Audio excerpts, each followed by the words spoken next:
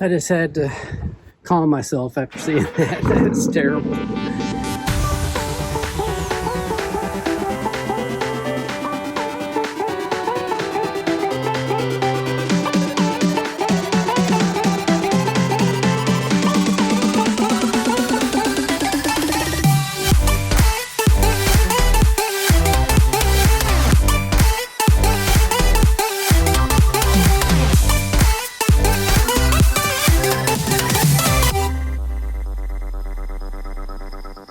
Hey guys, welcome to another episode of Rebuild It.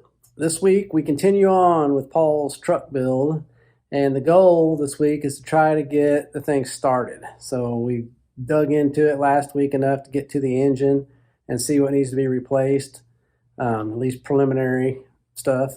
Continue on with that and replace the things that we need to try to actually start it, and then hopefully the thing sounds okay and there wasn't any kind of damage that we couldn't see, which is doubtful because usually on these kind of wrecks you can see anything that there's an issue with. When you replace it, it's fine, but we'll check it out and hopefully we can hear it run. All right, so our first new part is on the engine here, and that's this little plug that goes to the pipe that goes from the intercooler to the turbo. Anyway, the plug was smashed. Here it is, and it took me like an hour and a half online trying to figure out what plug this was to replace that thing. I finally found it. Everybody needs to know it is this part number, GM part number 13576415. And I was able to use these little tools here to release terminals out of the new plug and the terminals out of the old plug, and just plug them right back in the new plug without having to splice any wires or cut anything. So I love it when we can do that. I love it when a plan comes together. Okay, it's the next day, and man, it is super windy out here. I'll be glad when I can get this in the shop. I think the first thing I'm going to do today is go ahead and get the rest of this bent, smashed stuff out of the way so our frame guy can really see what's going on with that frame horn. And then I'll start replacing all these lines that were suspect, that kind of bent, and the ones that cracked and all that kind of stuff. We just want to make sure there's no issues once we get everything back together. We don't want to find something cracked later. Like just for example, this lower radiator hose is, I'm sure, fine that whole way, but there's a elbow that's made on the end of it that only comes with the hose. And that elbow is still on the radiator, and that was in the direct spot where it was hit. So I'm worried that elbow is going to have some kind of crack, and when we pressurize it, it would bust. So I'm going to go ahead and replace that lower radiator hose. It's on order. So let's just start getting this bent stuff off of here, which is not the easiest thing because it goes back behind. It's this whole piece here. It goes back behind the fender fronts. We got to take all those bolts out, and then all these bent brackets and all that. Let's just get it all off there.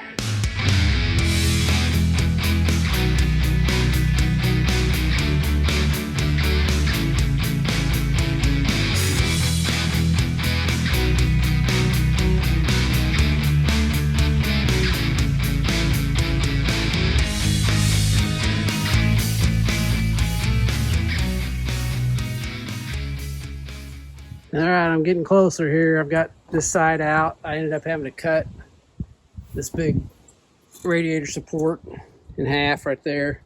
It was so pinched in there because of that, where the rubber piece that holds it onto that little tab right there, so smashed I couldn't get it the nut off, so I had to cut it.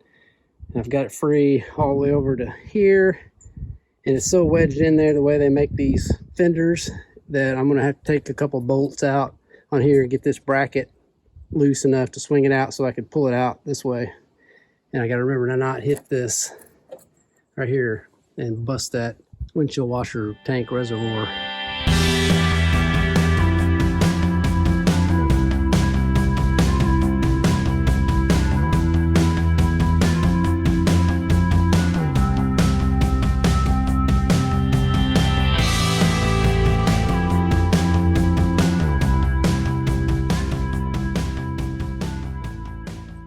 All right, big giant piece is finally out. Normally you would take the fender off first, you know, because that's behind all that.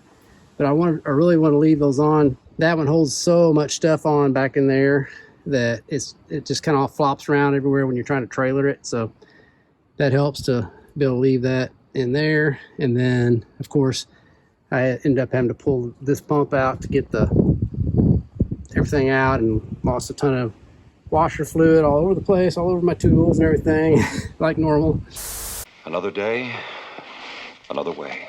So that's out. So now we can really see what's going on down here. And Paul saw this the other day, but I'm just now able to get to it so I can look at it. So this wiring harness was caught in between two pieces of metal pretty hard. And when you look into it, wires are definitely cut in half. So we got to buy a new harness here. Luckily, there's the number for it right there. So I think it goes up in and inside the fuse box, so we'll have to take the fuse box apart and wire it in there. And the other end of it goes up right here and just connects right there, I think. So it won't be that bad. But here's our main damage. Man, look at that. Yeah, I don't know. That's the first time we've really been able to see it. Golly, I don't know if he can pull that out or not. But it may not look be as bad as it looks because of you got this drop right here. So I think what it did is push this into this drop. See that? So I don't know. They make a piece where you cut this off, this front part of the frame, and this other piece slides into it and you re-weld it. It's like $1,400 for this front little clip piece. So we'll just have to talk to Dan, the frame man, and see if he thinks he needs that or if he can pull that. For right now, we need to get this thing running. So let's go ahead and take the glow plug module off, and then we can get that out of the way, get this pipe back here that we need to take off, replace. We got to replace this wiring harness right here that goes up to the battery, and it plugs into the glow plug module with all that broke off. But I've got this piece and this piece. We'll get all that off, get this out of the way, and let's start replacing hoses and tubes.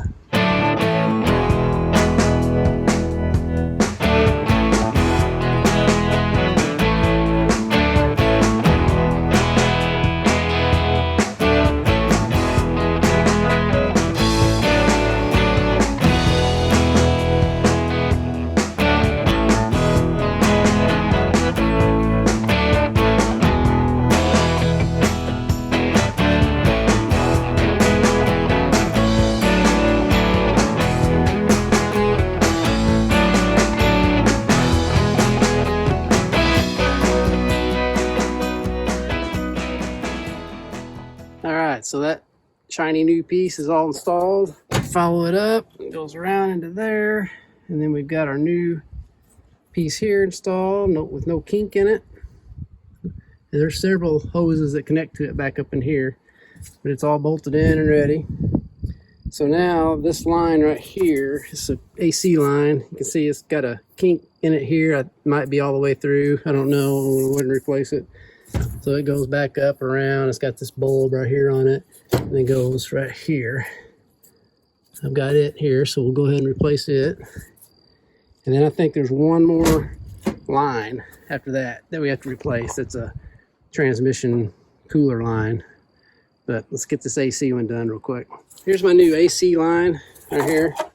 As you can see, the part that goes into the firewall right here. There's also another one that goes in the same spot back in there. And if I follow it out, it comes along here, goes in the back of this block, and it is kinked. So I got to order this little line right here. And I don't want to take all that off until I have that little line there. That way I can put it all on at once. So I'll put this back in the box and wait till that comes in, and we'll do this AC line. So for now, let's go ahead and put our glow plug module back on, and we also have to run this new plug, which I have right here. So they're all put in, and then the glow plug module will be done.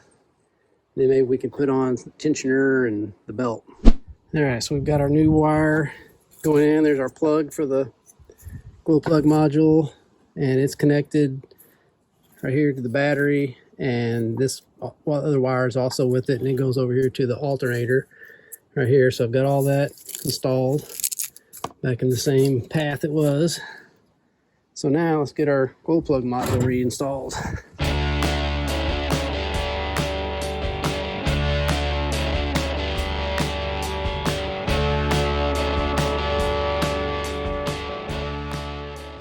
Alright, so I've got the glow plug module installed and plugged up.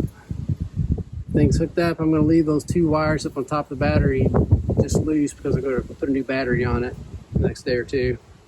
And then I got the tensioner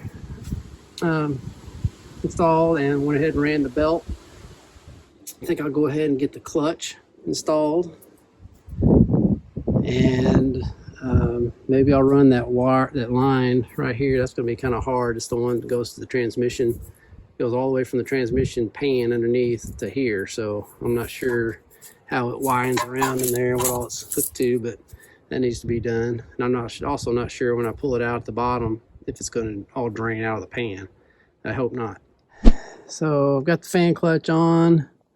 I've gotten underneath the vehicle and disconnected this transmission line that's kinked right here, and thus far I cannot figure out how to get that thing snaked through there.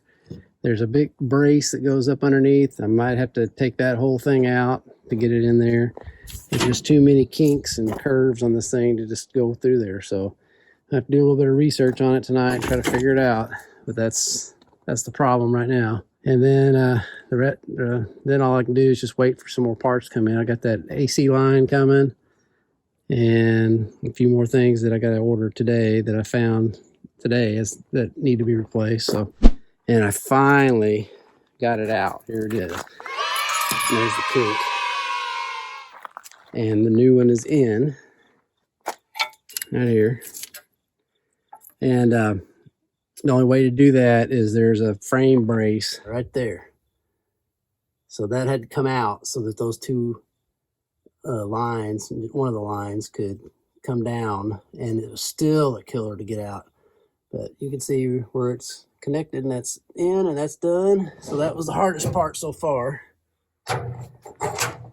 And the only reason I'm working on this truck is because we were trying to get this building finished over here, our little storage shed, and Paul faked a big falling off the ladder and hitting the ground and all that so that I'd quit working on that building and come back over here and start on this truck again. It's the only way he could get me to start working on it. So you gotta do what you gotta do.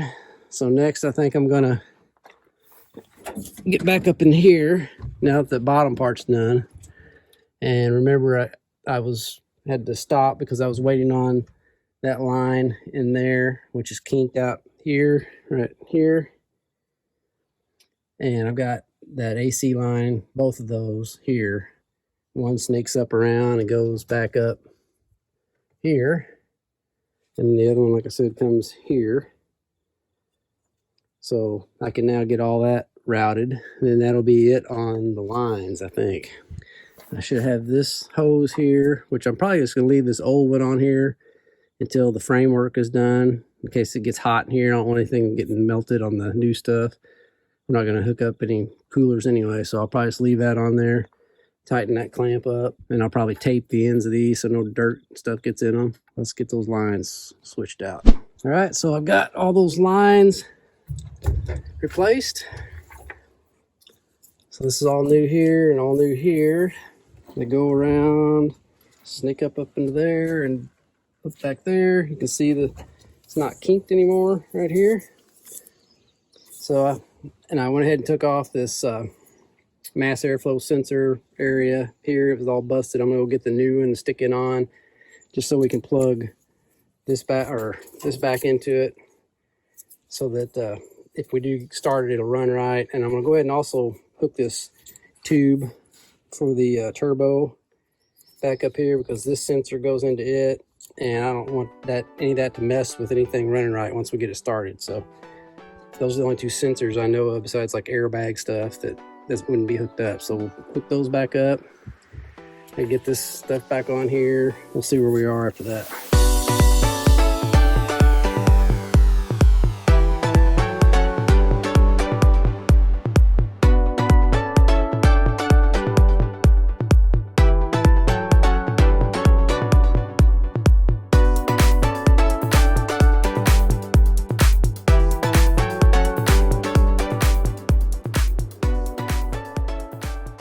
got all that stuff back on. So got all that back together up there. Got my mass airflow sensor and then capped to the new air box installed. Got our tube to the turbo and the intercooler installed, and I got the sensor connected on it. This thing is ready to have the module, the glow plug module programmed. And I've read conflicting things on that. Some say it won't run at all without the module programmed, and some say it won't start easily without that program. So I'm not sure which it is. I'm going to get in there and crank it over, and we'll see if it does start or if it just cranks and cranks and won't ever hit without the glow plug program. So let's see what it does.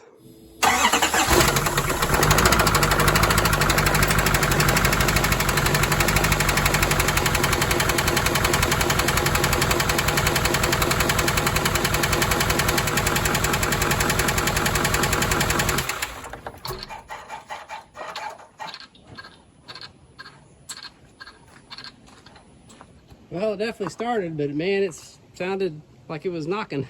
So that's a relief that it runs.